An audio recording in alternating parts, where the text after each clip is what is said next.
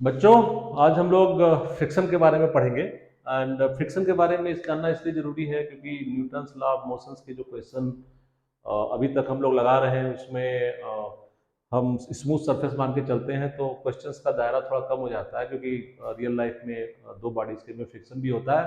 तो फ्रिक्शन जान लेंगे तो क्वेश्चंस और टाइप के डिफरेंट टाइप के भी क्वेश्चन हम लोग लगा पाएंगे। तो फ्रिक्शन का एक बेसिक अंडरस्टैंडिंग ले लेते हैं कि फ्रिक्शन को हम ये अपनी क्लासिकल फिजिक्स में किस तरह से बेसिकली डिनोट करते हैं, यूज करते हैं क्वेश्चंस में। तो उसको जानने के लिए आप ये सोचिए कि अगर एक कोई ये ब्लॉक है एंड इस पे एक दूसरा ब्लॉक इस तरह से रखा हुआ है छोटा, ठीक है। तो अब ये दो बॉडी आपस में कांटेक्ट में है। तो जब दो बॉडी आपस में कांटेक्ट में होती हैं तो उनके बीच में कांटेक्ट फोर्स डेवलप होता है, दैट इज कॉल्ड, वो इलेक्ट्रोमैग्नेटिक फोर्स होता है। क्योंकि जब कांटेक्ट में बॉडी आई तो उनके बीच में इंटरमॉलिक्यूलर लेवल पे कुछ अट्रैक्शन, कुछ रिपल्सन फोर्सेस का होंगे, उसको सम टोटल के कारण एक एक फोर्स डेवलप होगा। उस फोर्स को हम बोलते हैं कांटेक्ट फोर्स। ऐसे दिस इज कांटेक्ट फोर्स। इसकी डायरेक्शन कुछ भी हो सकती है। अब जितना ये बॉडी इस बॉडी पे कांटेक्ट फोर्स लगाएगी, अगर हम उतना ही ये बॉडी इस बॉडी के नीचे भी कांटेक्ट फोर्स लगाएगी। ये बॉडी इस पे लगाएगी, ये बॉडी उस पे लगाएगी, ठीक है। अब कांटेक्ट फोर्स को अगर हम दो पार्ट, अगर ये मान के चलें कि ये परपेंडिकुलर ऐसे मैंने बनाया ऐसे, एंड ये कांटेक्ट फोर्स थीटा एंगल पे है, ओके। तो इसको हम दो पार्ट में ब्रेक करें कांटेक्ट फोर्स को। नॉर्मली जब भी कोई फोर्स किसी प्लेन में, एक्स वाई प्लेन में होता है, ये फोर्स सपोज कीजिए एफ, तो हम क्या करते, अगर ये किसी से एंगल थीटा बना रहा है तो ब्रेक कैसे करते हैं, इसका ये कंपोनेंट क्या हो जाता है, एफ कास थीटा, जो जस्ट उसके बगल में होता है वो एफ कास थीटा हो जाता है एंगल के बगल में, और इसके सामने वाला कंपोनेंट एफ साइन थीटा हो जाता है, ओके। तो यही चीज हम यहाँ पे यूज करेंगे। हम जो कांटेक्ट फोर्स है, कांटेक्ट फोर्स का ये यहाँ पे हम एंगल, ये चूंकि थीटा ये ले रहा है तो इसके ये वाला कंपोनेंट जो है, ये वाला कंपोनेंट क्या हो जाएगा, एफ कास थीटा।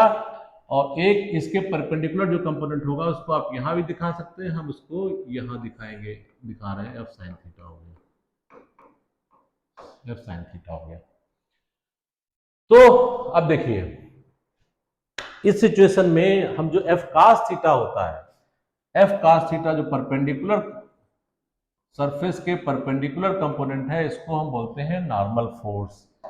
इसको बोलते हैं नॉर्मल फोर्स क्योंकि आपने देखा होगा कि इस तरह से नॉर्मल फोर्स दिखाया जाता है, इस तरह से नॉर्मल फोर्स, ठीक है।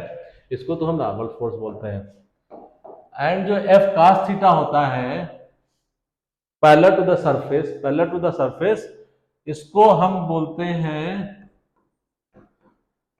This is called friction force. यही फ्रिक्शन फोर्स होता है जो सरफेस। तो कांटेक्ट फोर्स के दो कंपोनेंट हो गए, एक परपेंडिकुलर हो गया सरफेस के, एक पैरेलल हो गया। परपेंडिकुलर जो है नॉर्मल फोर्स हो गया और ये फ्रिक्शन फोर्स हो गया। ये तो है डिनोट करने का कॉन्सेप्ट। इसी में एक चीज और बता दें, इस इक्वेशन से डिवाइड कर दो तो एक tan theta equal to F by N भी आता है। तो जो थीटा होता है इसको एंगल ऑफ फ्रिक्शन भी बोलते हैं, angle of friction, angle of friction भी होता है, एफ बाई एन। तो एक चीज तो आपको ये पता चल गई डिनोट करने का। अब बढ़ते हैं आगे। अब आता है कि फ्रिक्शन होते कितने प्रकार के। फ्रिक्शन भी अब दो प्रकार के होते हैं, काइनेटिक फ्रिक्शन है, स्टैटिक फ्रिक्शन।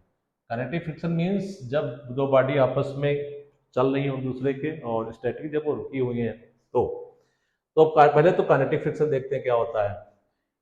तो अगर हम ये एक ब्लॉक लें, ऐसे बड़ा ब्लॉक, और एक ये उस पर हमने छोटा ब्लॉक लगाया, ठीक है। अब क्या करें कि इसको हम इस ब्लॉक पे इधर एक फोर्स एफ लगाए, खींचे, सपोज करो उसको हम खींच रहे हैं तो ये इस पे स्लिप पर चलना शुरू होगा। ये रुका हुआ है, इसको इस पे हम फोर्स लगा रहे हैं तो ये इसके ऊपर ऐसे ऐसे स्लिप करेगा, चलना आगे शुरू करेगा। जब चलना शुरू करेगा तो फ्रिक्शन फोर्स क्या होता है, इसके अपोजिट डायरेक्शन में हमेशा लगेगा। फ्रिक्शन फोर्स यहाँ पे लगेगा एस एफ, और एक नॉर्मल फोर्स लगेगा ये ऐसे।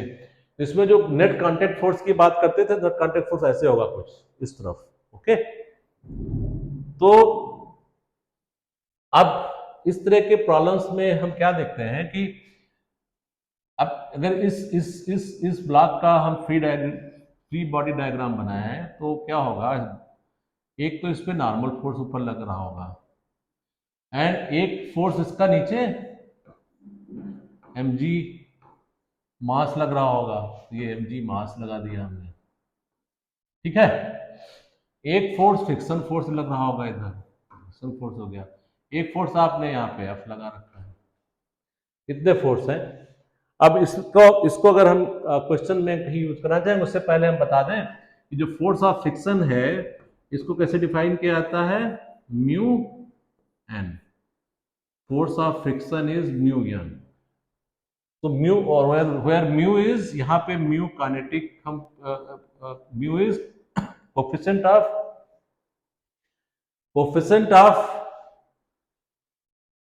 Kinetic friction, coefficient of kinetic friction,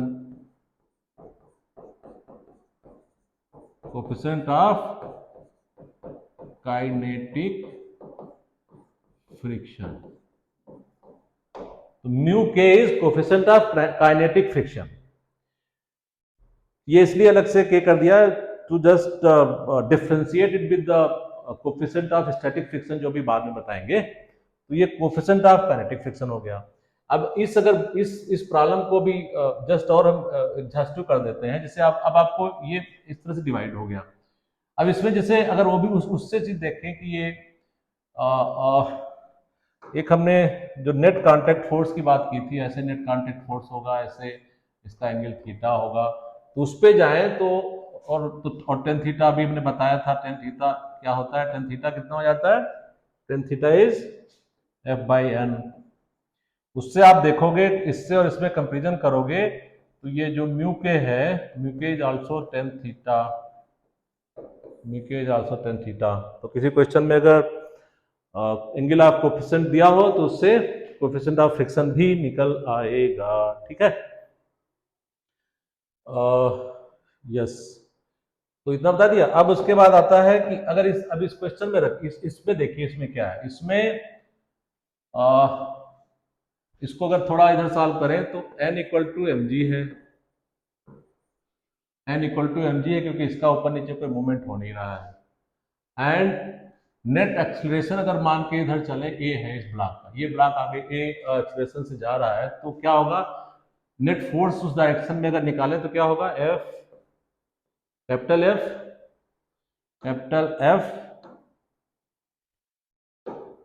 capital F minus small f क्या हो जाएगा, mu k N is M g, ये हो गया। This should be equal to M a acceleration. तो इस बॉडी का जो है इक्वेशन मिल गई आपको एज पर Newton's law of second motion में। F कैपिटल F जो आप पुल कर रहे हो, friction force would be mu k N is equal to mg रख दिया and total force is this. तो इस टाइप के इसमें क्वेश्चंस में इस तरह से हम लोग फ्री बॉडी डायग्राम बना करके और इक्वेशंस बनाएंगे सॉल्व करने के लिए। अब एक आता है कि जरा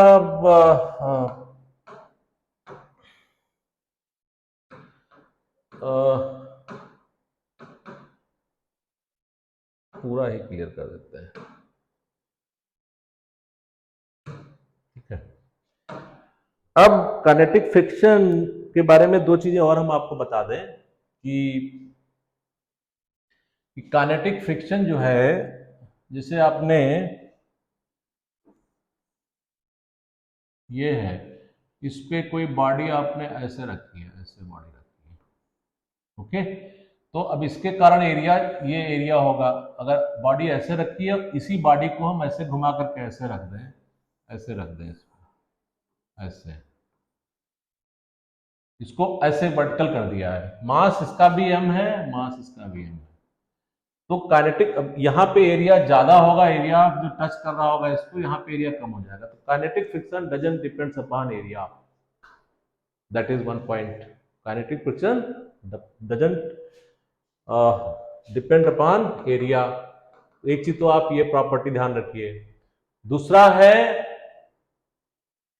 काइनेटिक फ्रिक्शन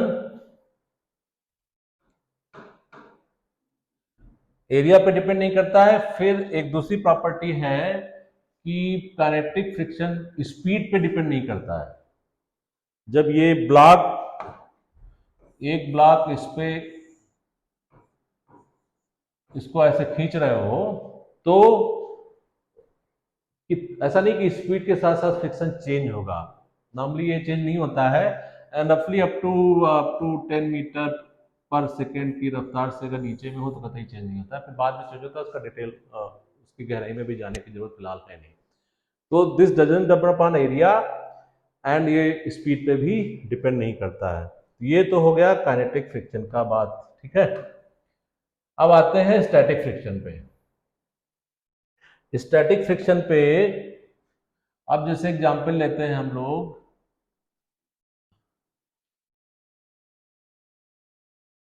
ये है और ये है, इसमें फिर से 2 ब्लॉक हमने लिए।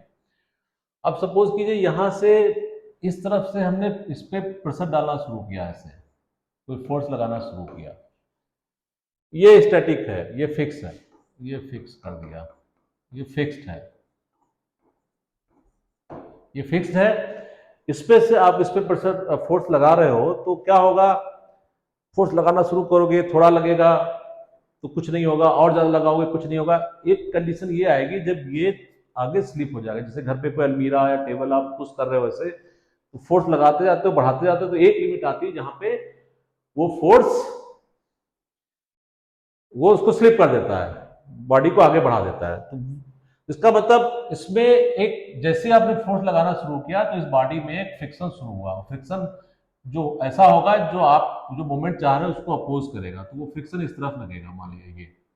बट ये फ्रिक्शन क्या है कि ये फ्रिक्शन भी चेंज होता रहेगा, आप फोर्स बढ़ाते रहोगे फ्रिक्शन चेंज होता रहेगा।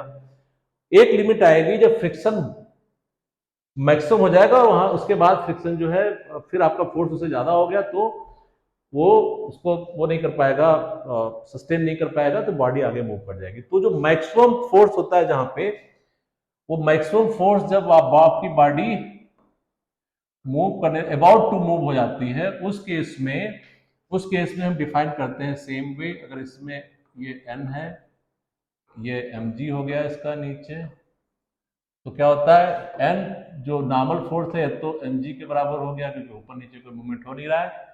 एंड F मैक्सिमम जो हम उस केस में होता है वो जो फ्रिक्शन फोर्स हो गया, ये भी उस समय मैक्सिमम फ्रिक्शन फोर्स होता है। इसको हम डिफाइन करते हैं this equal to mu static friction into n, तो that is mu s mg।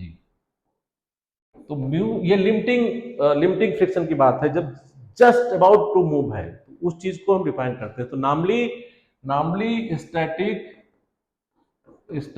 Friction would be less than equal to mu s mg, क्योंकि आप फोर्स बढ़ाते जाओगे तो स्टैटिक फ्रिक्शन बढ़ता रहेगा, maximum static friction mu s mg के बराबर होगा। ये हो गया कॉन्सेप्ट। अब इसमें ये जो mu s है ये static force of static coefficient of friction है, स्टैटिक कोफिशिएंट ऑफ फ्रिक्शन। इससे पहले हमने बताया था kinetic force of coefficient of friction, अब static coefficient of friction.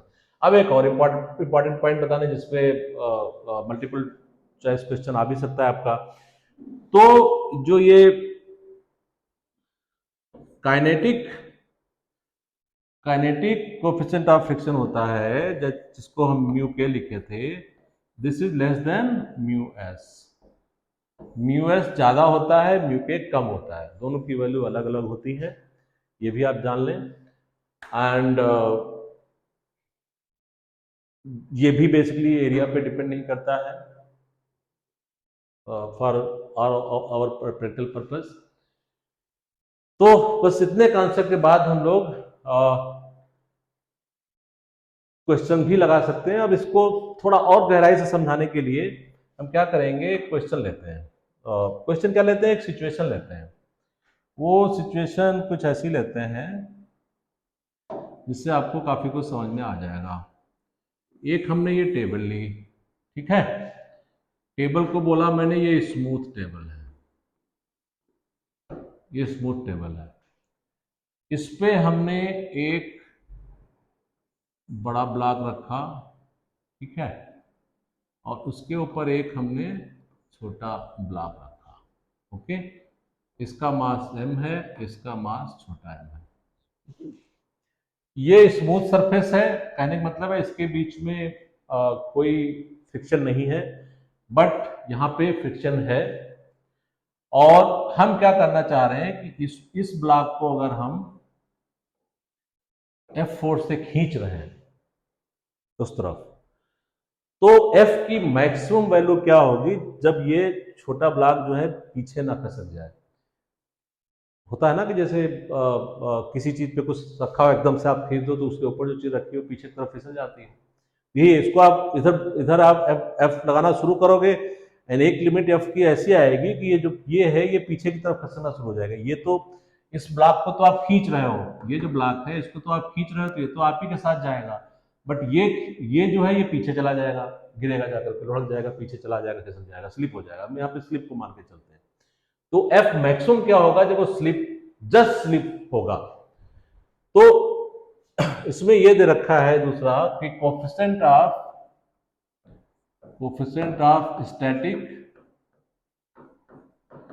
Friction, ये हमने ये म्यू दे रखा है। तो हम वो लिमिटिंग सिचुएशन में जाएंगे कि हम फोर्स को बढ़ाते जा रहे हैं, एंड मैक्सिमम फोर्स जस्ट जहां पे ये, जब तक ये पीछे ना फिसल जाए, वो सिचुएशन क्या होगी। मैं स्टैटिक फ्रिक्शन को समझाने की कोशिश कर रहा हूं।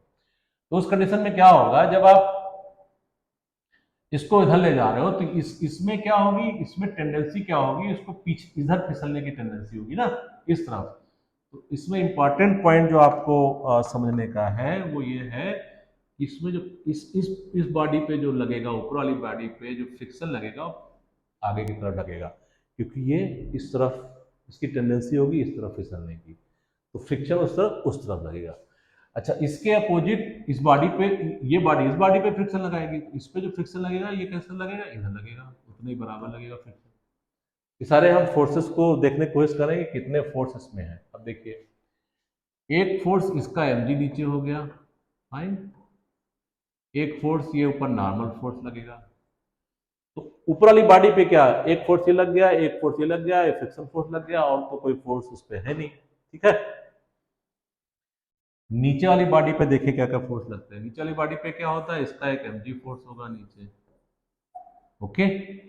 ये n ऊपर लग रहा है तो इतना ही नॉर्मल फोर्स ये नीचे इस बॉडी पे भी लगाएगा, इस बॉडी के लिए देखोगेगा, इस बॉडी पे n डैश फोर्स भी लग जाएगा। एक बॉडी इस पे n डैश को हम कर लेते हैं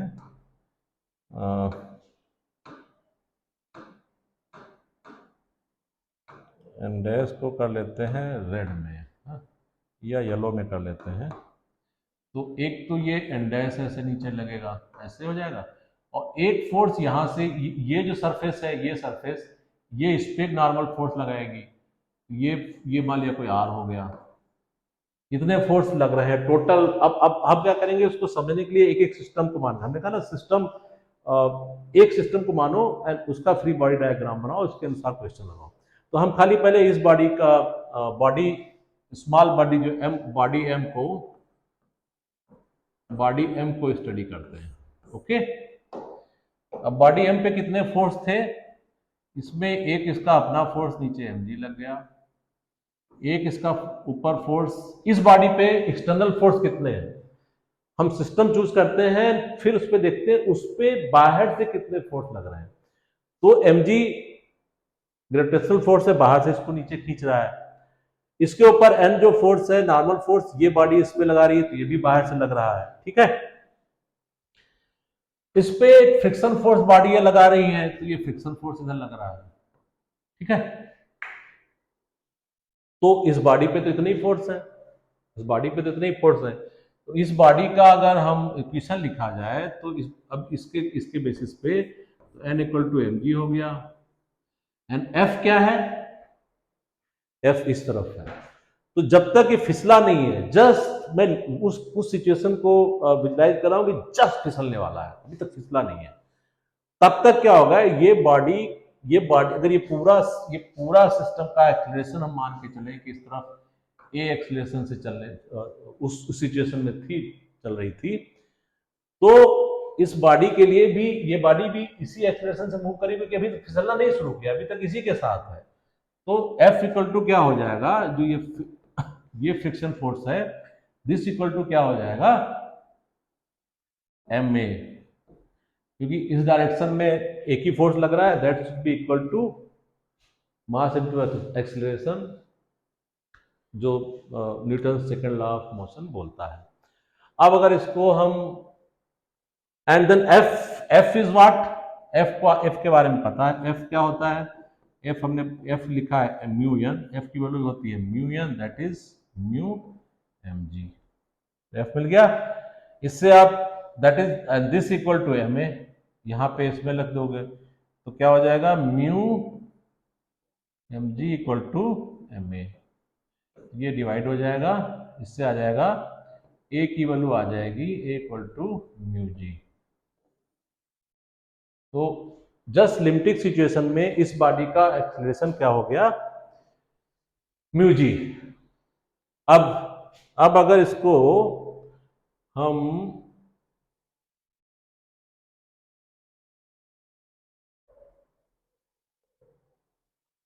ये दूसरी बॉडी को स्टडी करें, जो ये बॉडी थी बड़ी वाली, अब इस पे हम कितने फोर्स लगे हैं, इसका अगर वो बॉडी का अगर हम ये बनाए फ्री बॉडी डायग्राम, तो इस पे देखो कि इस पे एक्सटर्नल फोर्स कितने लगे हैं, एन ऊपर लगा है, इतने नीचे एक एन इस पे लगेगा, तो एक तो फोर्स इस बॉडी पे नीचे वाला एन लग गया, ठीक है।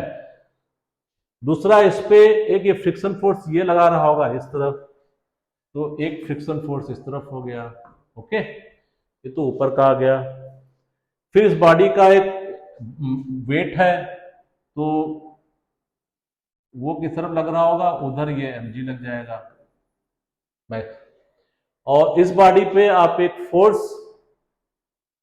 F लगा रहे हो इधर, तो एक ये फोर्स F लग गया, कैपिटल हो गया, कितने फोर्स हो गया, ये वाला फोर्स हो गया, इस सरफेस के कारण इस पे नीचे एन आ रहा है, और ये mg आ रहा है, एक फोर्स और लगेगा जो ये r लगा रहा है, यस यस यस, तो एक फोर्स ये ऊपर r लग रहा है, कितने फोर्स लग गए, ये वाली जो बॉडी है इस सरफेस पे एक r फोर्स लग रहा है, उस सरफेस से नीचे n लग रहा है, और ये F आप उधर से खींच रहे हो, फ्रिक्शन हो गया, mg हो गया, इतने फोर्स इसमें आ गए। अब इसमें अगर इसको स्टडी किया जाए तो आपको पता है फिर n equal to small m g था ही, वो तो हम बाद में यूज करेंगे, r इक्वल टू टोटल कितना हो जाएगा, r is equal to n plus m g, that is equal to n is small m g, sorry ये कैपिटल एम जी, ये कैपिटल एम जी, तो M g plus m g, ये तो हो गया r की वैल्यू। और अब अगर ये हॉरिजॉन्टल डायरेक्शन में हम नेट फोर्स माने तो क्या है, F minus F, capital F अपने फोर्स से लगा रहे हैं, एक फ्रिक्शन फोर्स पीछे लग रहा है, that is equal to capital M and इसका एक्सीलरेशन, ठीक है, कैपिटल M एंड इसका एक्सीलरेशन। तो F टोटल फोर्स उस समय कितना होगा, M A प्लस F। अब इसमें हम वैल्यू रख देते हैं, that is M A and F की वैल्यू हमने यहां पे निकाली थी, ये mu M G, mu M G, and A की भी वैल्यू मैंने निकाली थी, ए की वैल्यू भी यहाँ पे म्यू एम जी रख सकते हो, ये हो गया M mu G plus M small M mu G, that is equal to M plus M mu G. तो इतना जब फोर्स आपका लगेगा, this is equal to F, इतना फोर्स लगेगा तब वो जो बॉडी है जस्ट अबाउट टू स्लिप हो जाएगी। इस फोर्स से आप जब आप उसको खींचना पहुंच जाएगा तो m plus M multiplied by mu G, इतना फोर्स अगर लगेगा तो वो body just about to slip होगी। तो इस कॉन्सेप्ट से आपको समझ में आ गया होगा स्टैटिक फ्रिक्शन का कॉन्सेप्ट। एंड अब इन फ्रिक्शन के बेसिस पे हम फ्यूचर में और बहुत क्वेश्चन लगाएंगे। इसको समझने की कोशिश कीजिए और एक दो क्वेश्चन आप अपने आप लगाइए। उससे क्वेश्चन लगाने से ही फिजिक्स के कॉन्सेप्ट समझ में आते हैं। ये एकदम दिमाग में फिक्स कर लीजिए, जिस चैप्टर के जितने क्वेश्चन लगाओगे उतने कॉन्सेप्ट आपको फिजिक्स के समझ में आएंगे। तो problem solving is essential for understanding physics.